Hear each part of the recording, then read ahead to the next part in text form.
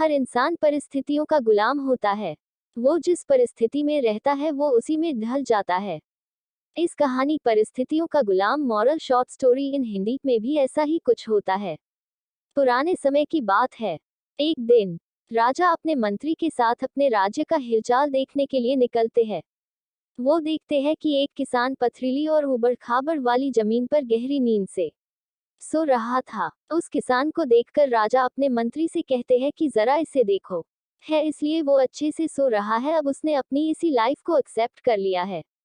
मनुष्य का शरीर बहुत ही कठोर होता है, उसे जैसी व्यवस्था मिलती है वैसा ही वो अपने आप को उन परिस्थितियों में ढाल देता है। राजा ने अपने मंत्री से कहा कि मुझे ये बेचारा इस असुविधापूर्ण स्थिति में भी कितनी शांति से सो रहा है, और एक हम है जो कि इतनी अच्छी सुविधाएं के बावजूद भी अगर थोड़ी भी अड़चन आई तो ठीक से सो नहीं पाते हैं। मंत्री ने कहा, महाराज ये किसान अब इस परिस्थितियों में ढल गया, ये बात सच नहीं लगती है। राजा ने कहा कि हमें इसकी परीक्षा लेनी होगी। उस किसान की परीक्षा लेने के लिए वो उसे अपने साथ राजमहल में ले जाते हैं। यहाँ पर राजमहल में उसके लिए हर तरह की सुख सुविधा की व्यवस्था की जाती है। उस किसान को बहुत ही अच्छा नर्म बिस्तर सोने के लिए देते हैं। किसान भी बड़ी खुशी के साथ राजसी ठाट बाट का आनंद लेने लगा। इसी तरह किसान को राजमहल ने आए हुए 2 महीने हो गए। अब किसान भी इस सब सुख सुविधाओं का गुलाम बन गया था। उसी बीच एक दिन मंत्री ने चुपके से किसान के बिस्तर में कुछ पत्ते और तिनके रख दिए। किसान को तो अब इन सब सुख सुविधाओं की आदत लग गई थी, इसलिए वो बिस्तर में ऐसे पत्ते और तिनके रखने की वजह से सारी रात करवटें बदलता रहा।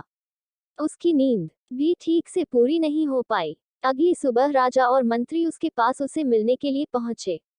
उस किसान ने राजा से शिकायत की कि उसके बिस्तर में कुछ खुचने वाली चीजें हैं और इस चीजों की वजह से उसे पूरी रात ठीक से नींद भी नहीं आई।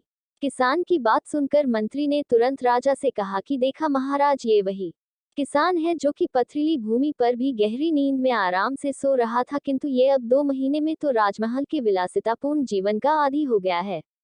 अब तो इसे पत्ते और तिनके भी चुभने लगे हैं।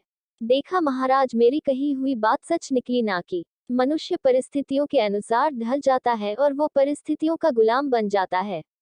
राजा ने अपने मंत्री से कहा, हाँ तुमने मुझे उस दिन सच बताया था। इंसान वाकई परिस्थितियों का गुलाम होता है। मॉरल, हमें अपने शरीर को ज्यादा सुख सुविधाओं का आदी नहीं बनाना चाहिए, क्योंकि हम वैसे ही बन जाते हैं जैसा हमने अपने आप को बनाया होता है।